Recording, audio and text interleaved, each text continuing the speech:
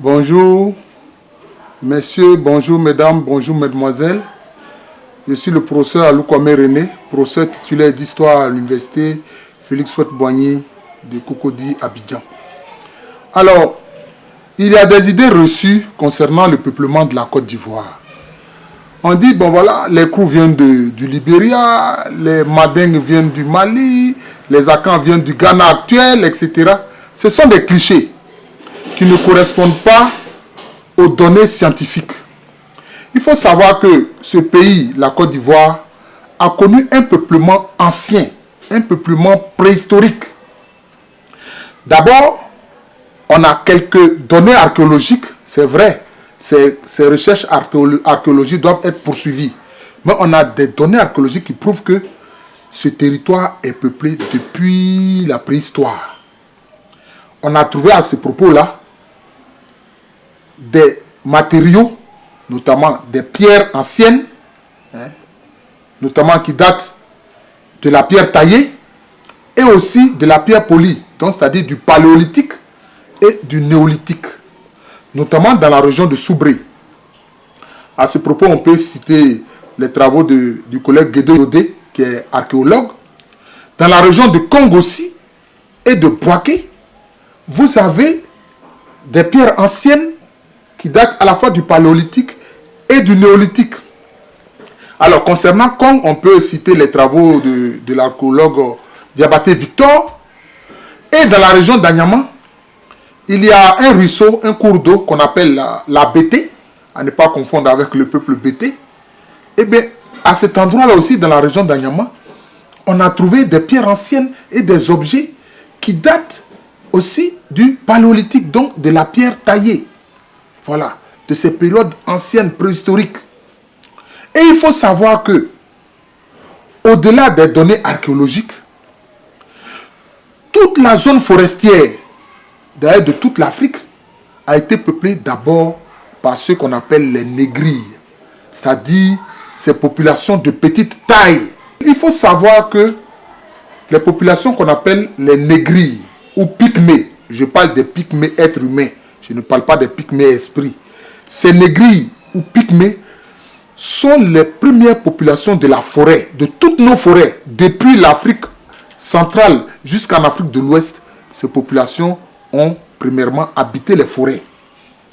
Mais il faut dire que ces négrilles-là, tout comme tous les habitants de la Terre, viennent de ce qu'on appelle la vallée du Nil et de l'Omo, qu'on appelle aussi en anglais la Rift Valley, qui correspond aux régions actuelles du sud de l'Égypte, du Soudan, de l'Éthiopie, de la Somalie, du Tchad, un peu du Tchad, de l'Ouganda, du Kenya. Voilà, c'est cette zone-là. C'est de là que tous les êtres humains sont partis. Mais pourquoi est-ce que ces populations qui, les premières, ont habité la forêt, ont fini par avoir une petite taille? Mais c'est parce que c'est des populations qui ne faisaient pas de clairières. Elles ne faisaient pas de village. Donc, le couvert végétal les protégeait du rayonnement solaire. Et vous savez qu'on a besoin du rayonnement solaire pour grandir. C'est pour ça que ces populations ont fini par avoir de petites tailles. Mais elles ont laissé des traces précises en Côte d'Ivoire. Bien sûr, ceux qu'on appelle les Gbans, ou connus plus généralement sous le nom de Gagou, disent descendre de ces négrilles-là. Mais en pays d'Ida, vous avez justement les villages qui disent que les populations qu'elles appellent les Gogognois, c'est-à-dire les gens anciens, ont habité ces zones-là. Par exemple, il y a le village de Lagacé, voilà, qui reconnaît que ces populations anciennes-là étaient dans la zone. Autre élément, chez les Krou, notamment les Bété, les Dida, mais c'est le filet de chasse qui est le symbole de la famille. Mais le filet de chasse là, ce filet qui sert à chasser les gibiers, mais c'est une création des Pygmées. J'en ai parlé une fois et il y a quelques frères Bété et Dida qui s'en ont offusqué, mais c'est la réalité. Puisque c'est le filet de chasse qui, chez les Bété et chez les Dida, symbolise la famille et le clan. Donc, chez ces populations-là, quand on veut te demander à quelle famille tu appartiens, on te demande à quel filet de chasse tu appartiens. Deuxième chose qui montre cet héritage des négrilles, c'est la hotte. La hotte, c'est le palmier qu'on met dans le dos.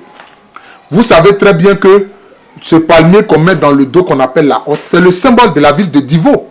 Quand vous entrez à Divo, vous allez voir, il y a un monument qui montre une femme qui a dans son dos une hotte. Mais la hotte là, c'est le panier que les Pygmées ont créé, c'est leur création, c'est leur technique. Donc voilà un peu deux éléments que je donne pour que les auditeurs comprennent, que les téléspectateurs comprennent que ce sont des éléments qui prouvent justement la présence ancienne des négris dans les zones forestières. Évidemment, ces négris-là n'ont pas été les seuls à peupler ces forêts. Après, il y a ce qu'on appelle les grands noirs, les mélano-africains qui sont venus les rejoindre, qui eux vont faire des villages. Si bien que quelquefois, bon, je dis cela juste pour plaisanter, mais quand on dit femme bêtée, teint clair, femme dida, teint clair, mais c'est un héritage des Pygmées. Parce qu'ils avaient le teint clair, puisqu'ils étaient dans la fraîcheur permanente de la forêt. Mais je pense qu'il faudra faire comprendre aussi aux gens que les groupes ethniques qu'on voit là, c'est toujours le résultat de populations aux origines diverses. Un groupe ethnique, un peuple est toujours le résultat de populations aux origines diverses. De familles qui ont différentes origines, mais qui se retrouvent sur un même espace, qui finissent par former une ethnie, parce que ces populations, ces familles partagent un même espace, elles finissent par avoir un même mode d'expression, une même langue, et elles finissent par avoir des expressions culturelles identiques. Donc il faut savoir que la Côte d'Ivoire, c'est un territoire qui est peuplé depuis la préhistoire. Voilà, depuis la préhistoire. Depuis 15 000, 20 000 ans, 30 000 avant Jésus-Christ, c'est un territoire qui était peuplé. La Côte d'Ivoire n'a jamais été un territoire vide d'hommes, non. Et c'est des schémas de dire tel groupe vient du Libéria actuel ou du Ghana actuel, c'est beaucoup plus complexe que cela. C'est pour ça que dans l'étude des ethnies, il faut chaque fois interroger les différents clans, les différentes familles, et elles indiquent leurs origines. Alors, on peut voir comment est-ce que des familles aux origines diverses se sont retrouvées sur un espace pour donner un groupe ethnique. Voilà un peu ce que je voudrais dire sur la question. Mais pour les différents groupes ethniques, on pourra donner les précisions par la suite. C'est très complexe. Regardez par exemple le peuple Ano. Sa culture est Akan. Mais vous avez à l'intérieur des Ano des groupes qui sont d'origine Sénoufo. Notamment ceux qu'on appelle les Nafanafoué. Et les Nafanafoué, cela veut dire simplement les Nafana, c'est-à-dire les Sénoufo Nafana. Vous voyez? Donc, un groupe ethnique là, c'est le résultat de groupes aux origines diverses. Il faut que les Ivoiriens comprennent cela. Comme aujourd'hui, nous sommes des Ivoiriens. Nos ancêtres ont différentes origines, mais petit à petit, nous sommes en train de devenir une nation grâce justement à l'histoire, grâce au temps et au vécu que nous partageons ensemble. Voilà un peu ce que je voudrais dire. Merci.